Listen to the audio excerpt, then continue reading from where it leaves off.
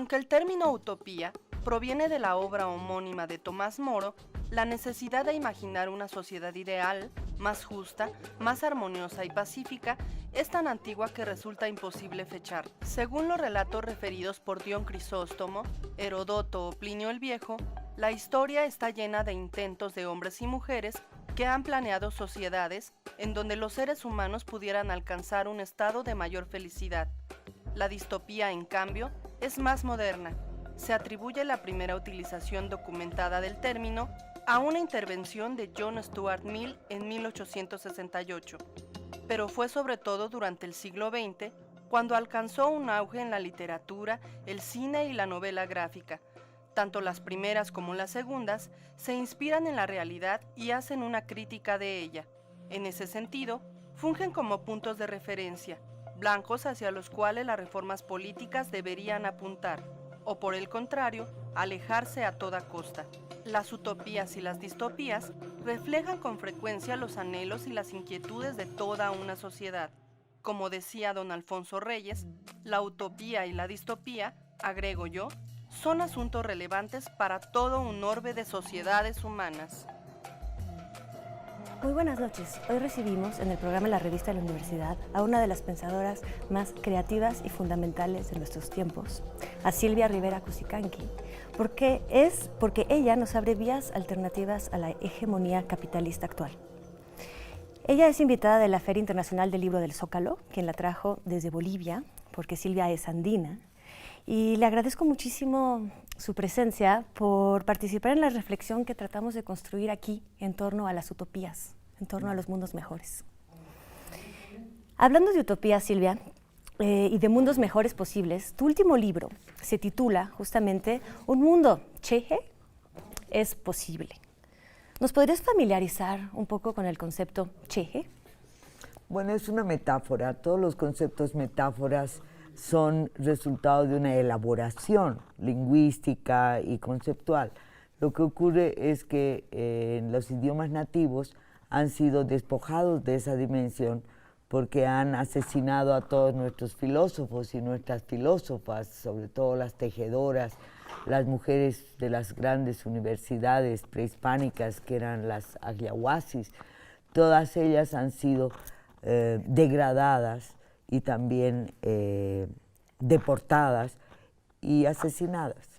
Entonces es necesario recuperar la potencia metafórica del lenguaje para poder pensar de nuevo la realidad y no quedarnos con los diccionarios hechos por jesuitas o por dominicos que se han ocupado de expurgar toda la potencia de pensamiento conceptual de nuestras lenguas. Entonces, la tarea de las personas que hoy día pensamos en bilingüe es de devolver la potencia metafórica a las palabras, y la palabra cheje es una designación simplemente de un color, el color hecho de puntos blancos y negros yuxtapuestos que de lejos se ve gris, como si fuera un tercer color que no es ni negro ni blanco, pero es un tercer color que está hecho de la contradicción de dos colores opuestos, y que esa contradicción es lo que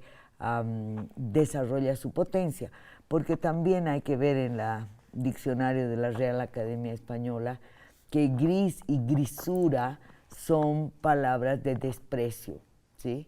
Y en la vida, la lengua cotidiana del cono sur de países como Argentina y Uruguay, grisura es una forma de desaliñada, poco decente de la identidad.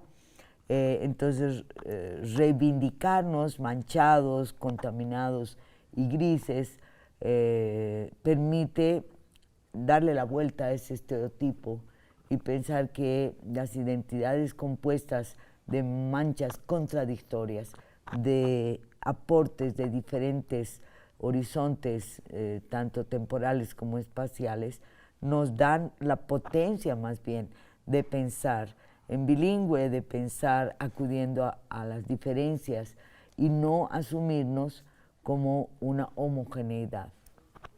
Esto, estás hablando de color, hablas de gris, pero me imagino que también se opone o quizás quiere contrastar con un concepto que hemos tenido muchísimo en los países de conocemos como América Latina, que sería el mestizaje, esta mezcla de color donde ya no ves los orígenes que conformaron la mezcla. Es una categoría que borra lo indio, ¿no? Obviamente, las versiones oficiales del mestizaje son las que piensan que hay una fusión completa del negro con el blanco o el café con el negro, o que es el blanco con el café oscuro, que produciría una especie de café con leche, que sería la raza cósmica y toda esa ideología reaccionaria que ha informado el Estado mexicano, pero en el caso del Estado boliviano, el mestizo como ciudadano, ¿no? Es decir, varón, ilustrado, negador del pasado, la política del olvido.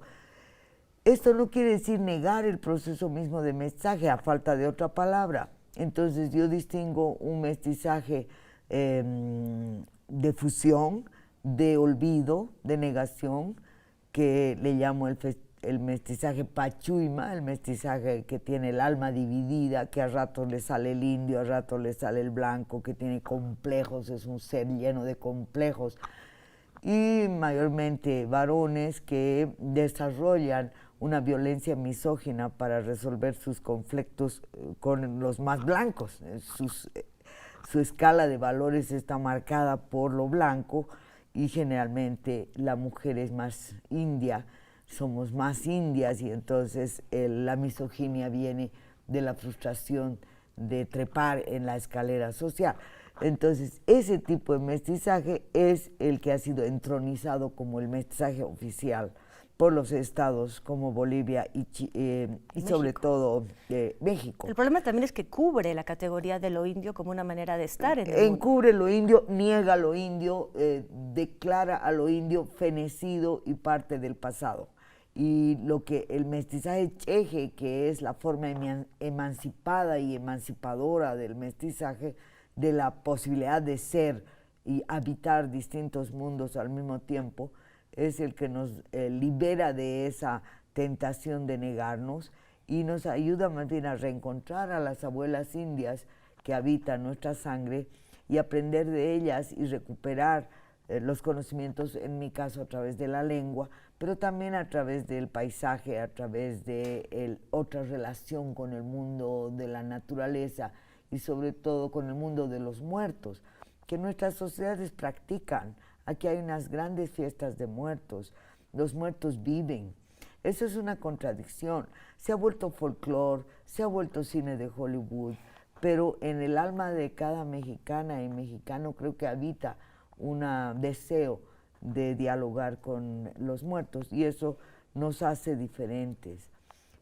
Asumir esa diferencia, profundizarla, radicalizarla, convertirla en un modo de vida en lo cual lo indio te informa tu manejo del cuerpo, tu manejo de tu salud, te hace huir de las farmacias y encontrarte con las curanderas, te hace huir de toda esa modernidad pastiche, chatarra que nos rodea, a buscar consumos sanos, etc. Y también hacer comunidad, crear comunidad, recrear comunidad en contextos urbanos. Entonces a eso yo le llamo una episteme india. Una episteme india. Ahorita lo que mencionas me hace pensar en un aforismo que tú misma has mencionado en algunas charlas, un aforismo aymara que menciona esta vista hacia el pasado, o sea, un futuro que trae, o sea, más bien una especie de, a ver, te voy a decir cómo yo lo imagino, me imagino avanzar hacia el futuro de espaldas, porque el futuro no lo conocemos, siempre viendo al pasado. Es decir, sí, la posibilidad de traer el pasado al futuro. Es un error. Andamos como el cangrejo. A ver. O sea, andamos hacia adelante, hacia el pasado. A ver, explícame. Es que el futuro no lo conocemos ni podemos conocerlo. Lo único que existe es el presente. Para eso queda absolutamente claro en la cultura andina que se vive el presente. Y el presente conjuga lo que se llama el Kepnaira, o sea, el futuro pasado, el pasado que informa el futuro. ¿Ya? Entonces el futuro no existe, siempre es un espejismo, siempre el espejismo, mientras más te acercas, más se aleja, ¿no es cierto? Entonces, no caminamos como el cangrejo, caminamos mirando el pasado como el único elemento que nos puede orientar en el presente. Y esa es la idea del Kepnaira Untasisa Nakapanyani, que es un aforismo que también existe en variantes en el idioma wichí y en el idioma, en uno de los idiomas mayas, me parece que es el tojolabal. Entonces me parece que hay una concepción panindia que revuelve el tiempo-espacio y rompe con la linealidad. Y no te creas que eso es una cosa esotérica de los indiecitos. Eso también lo pensó Walter Benjamin al borde de su modernidad en el abismo. Sí, es la idea de imagen dialéctica y de constelación. Claro. ¿Y qué elementos se retoman de ese pasado futuro o podemos portar para construir el mundo cheje posible? Bueno, pues se trata de ser muy radicales en cuanto a todas las mentiras que nos ha regalado la modernidad trucha que habitamos. No sé si la palabra trucho es habitual en México, la modernidad pastiche, la modernidad falsa, la modernidad caricaturesca que habitamos, porque siempre nos queremos parecer a alguien que está más lejos que nosotros. Y creemos que la modernidad consiste en consumir el objeto moderno. Pero resulta que el consumo es la punta del iceberg de esa modernidad. Todo el proceso de construcción de la ciudadanía basada en la igualdad, basada en el respeto a la diferencia, queda muy por fuera. Entonces creemos que consumiendo ropa de marca nos vamos a parecer a los modernos y seguimos siendo arcaicos en nuestro trato discriminatorio con la persona que llega de una comunidad, con las mujeres, con las viejas. Esa modernidad no la queremos. Queremos ser modernos a nuestra manera, que ha sido la manera en que el siglo XVI, mujeres y hombres han incursionado en el mercado, han creado circuitos de sobrevivencia urbana. Somos más modernos que los arcaicos señores, dueños de haciendas, de vidas y de mujeres y de servidumbre, ¿no es cierto? La servidumbre es un rasgo arcaico de nuestras élites y la gente india que trabaja con sus manos es más moderna que esos señores que viven del trabajo ajeno. Vamos a irnos un corte, Silvia, si estás de acuerdo, y volvemos para profundizar un poquito más en todas estas vetas que nos has abierto. Por favor, no se vayan, volvemos en un momento más con Silvia Rivera Cusicanqui.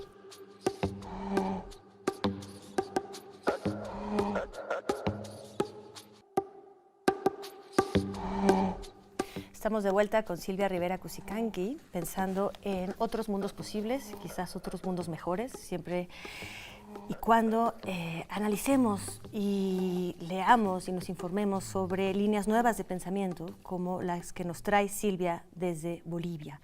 Silvia, cuando hablamos de un mundo posible, un mundo cheje posible, o quizás una utopía posible, un mundo mejor, ¿crees que esa utopía de algún modo se sitúa en un futuro cercano? No, para nada. Okay. Utopía es un no lugar, pero es un lugar que nos habita bajo la forma del deseo, ¿ya? Ahora, yo pienso que es posible pensarse sin esencialismo identitario, ¿sí? Tú blanca, yo india, yo aymar. No, aquí estamos todos manchados, mezclados, y de algún modo tenemos la marca de lo indio a través del paisaje, a través de las relaciones con el mercado y también a través de la herencia de la sangre. Y no solamente es lo indio, sino también lo afroamerindio, ¿sí? La presencia de lo afro es muy antigua en este continente, aunque esa realidad se niega, ¿no? De todas maneras, hay una múltiple raíz de nuestras conductas, de nuestra personalidad colectiva que nos hace vulnerables a la negación, ¿ya? Entonces la idea es que generalmente las políticas de identidad han dado bandazos de la negación a la autoafirmación radicalmente esencialista, ¿no? Las políticas de identidad, que no solo atañen a la cuestión indígena, también la cuestión de género está atravesando por una fase nominalista y esencialista.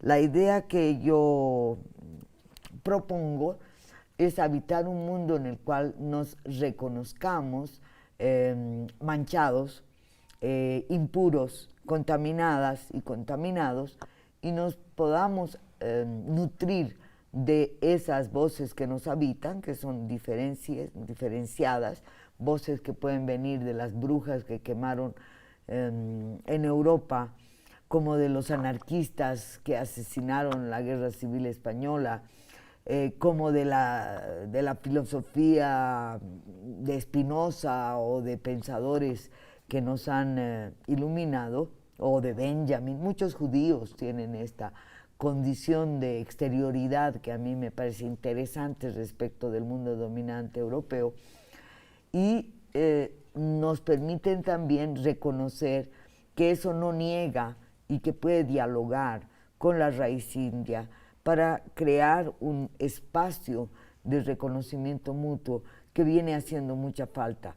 Porque por un lado tenemos un eurocentrismo exacerbado en nuestras universidades, y por otro lado unas posturas decoloniales falsificadoras que vienen de las modas de la Universidad de Duke, de las universidades privadas de Estados Unidos, que nos convierten en consumidores de la materia prima que nosotros mismos hemos producido, pero ahora bajo la forma del producto elaborado en universidades importantes.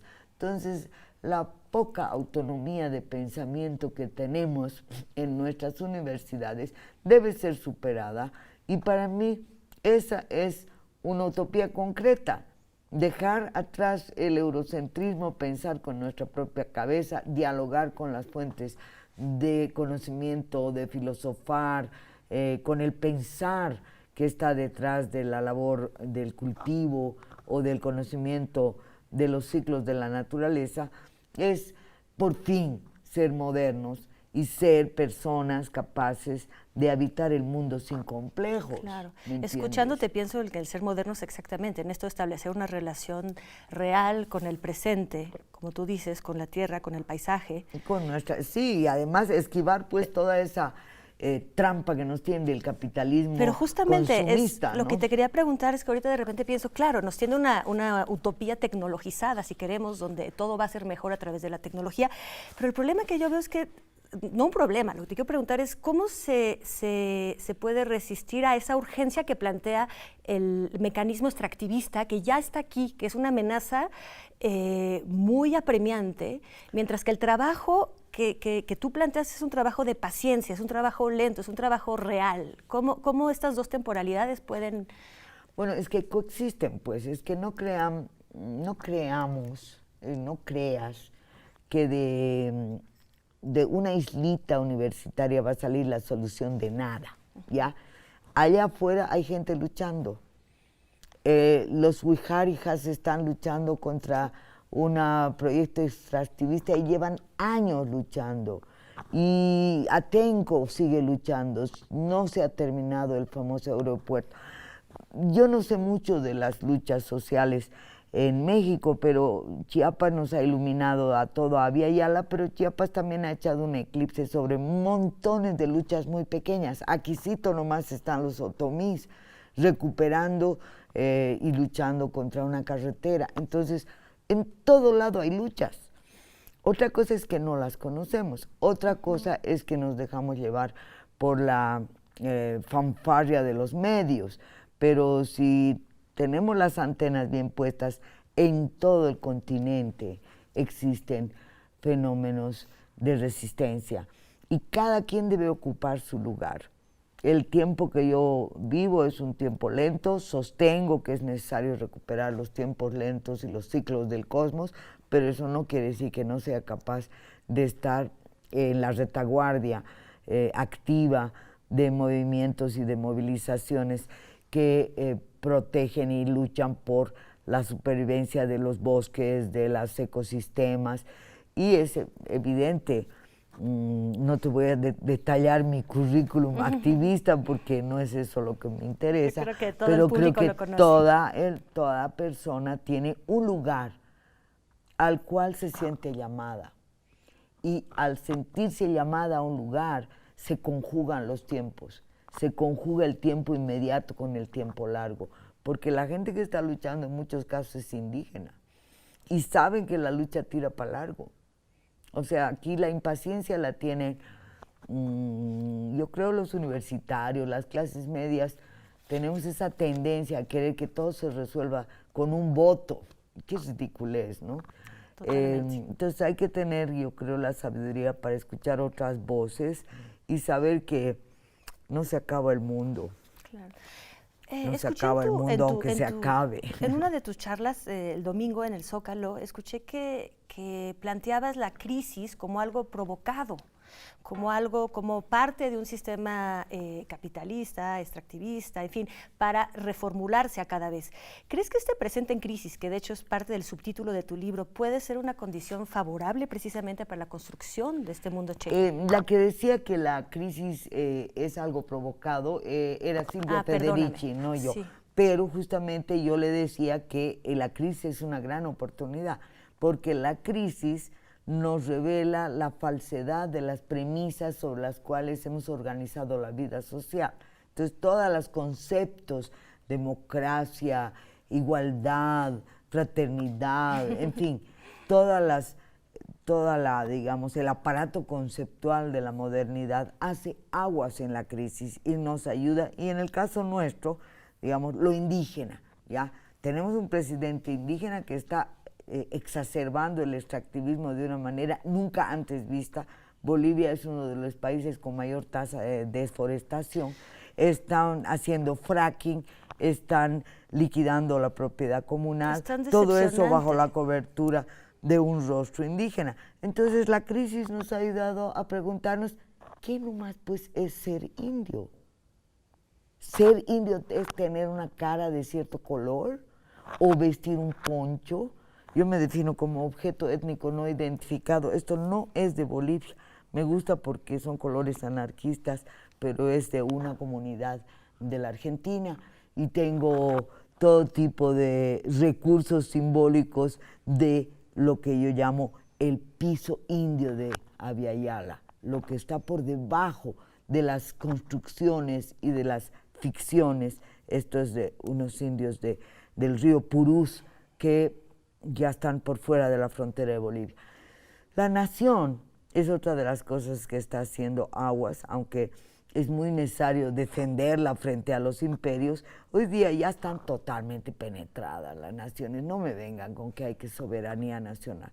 Entonces yo creo que hay que reestructurar nuestras lealtades en términos de territorios, de cuencas de ríos, de bahías, de ecosistemas, y estos ecosistemas no reconocen fronteras.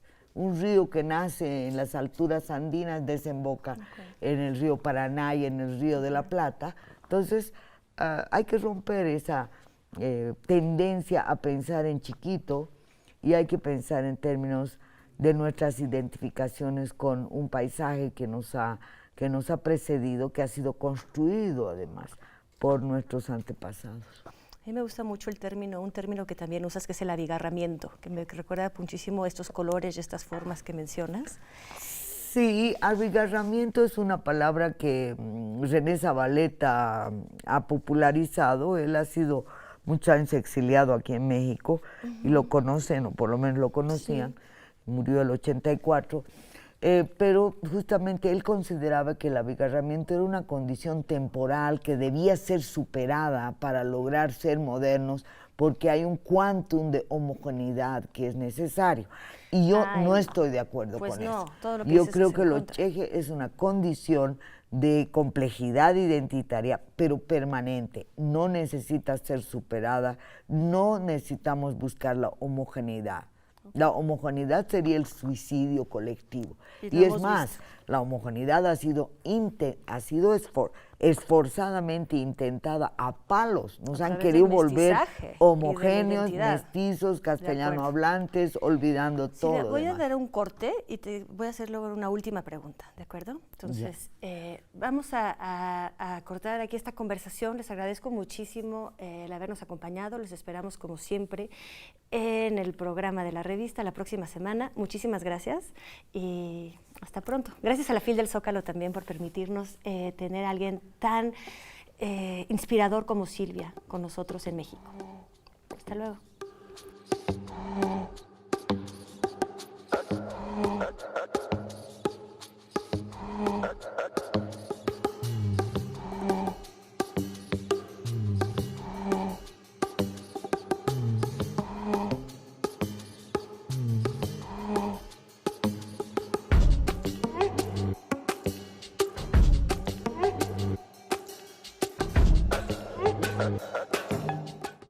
En esta lucha, en este mundo cheje posible, ¿qué papel tiene la mujer? Bueno, las mujeres, en plural, tenemos obviamente todo un pasado de opresiones, pero que ha sido sobre todo reforzado por las formas salvajes del capitalismo, porque se ha exacerbado la violencia, la misoginia, el feminicidio. Tú lo sabes mejor que yo, porque México ha sido, a través de las mujeres de Ciudad Juárez, un caso que ha brillado con luces muy oscuras en todo el continente. Y por otro lado tenemos esta paradoja de que muchas organizaciones sociales, los liderazgos masculinos han sido comprados, han sido, yo diría, atraídos, han sido seducidos por perspectivas de poder, de modernidad y de consumo, que han hecho que en muchos casos abandonen la lucha. Entonces, en el caso de nuestro país, de mi país, hay una fuerza todavía muy vigente de las mujeres, y es lo que a mí me ha alimentado mucho para pensar en que un mundo cheje es posible, porque las mujeres toleramos mejor las contradicciones, no estamos urgidas de definir una sola identidad, de ponernos un solo traje, una sola corbata. Tenemos la ductilidad, precisamente por haber sido ninguneadas por mucho tiempo, tenemos un poco más de libertad para ser como somos, y eso ha hecho que en general las solidaridades, los gestos generosos de las mujeres de apoyar a otras mujeres hayan creado un tejido de afectos que sin el cual hoy día no se podría pensar en luchas. Si no tuvieras la capacidad de abrazarte con las mujeres mapuches, con las mujeres quechuas que están luchando contra las mineras, y en el caso nuestro contra las petroleras y también contra las grandes represas del IRSA, estaríamos realmente muy mal. O sea, una fuente de gran esperanza hoy día son las mujeres, y hay países donde todo va mal, menos el movimiento de mujeres, es el caso argentino. Actual, ¿no? Lo que Sí, te iba a preguntar, entonces hay ¿qué que sucede en ti pensar. después de tantos años de ver ahorita este pequeño ola? En la ola en Es que hay una estamos? ola que está, es decir, el sistema actual del capitalismo depredador está poniendo en riesgo la vida del planeta. Y históricamente las mujeres somos cuidadoras de la vida, y eso nos pone en primer plano en las luchas por la defensa de estos espacios que están siendo avasallados, nos están quitando el agua, nos están quitando la biodiversidad, están saqueando las capas más profundas de la tierra con el fracking, están contaminando las aguas.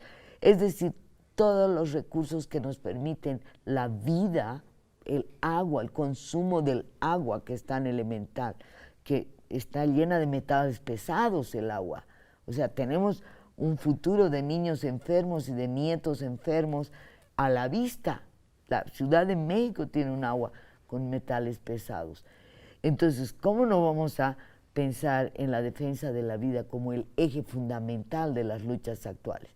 Y ahí, pues, creo que varones y mujeres tienen que rearticular su capacidad de lucha, no en función del poder, que es un michi resultado, sino en función de algo más grande, que es la vida.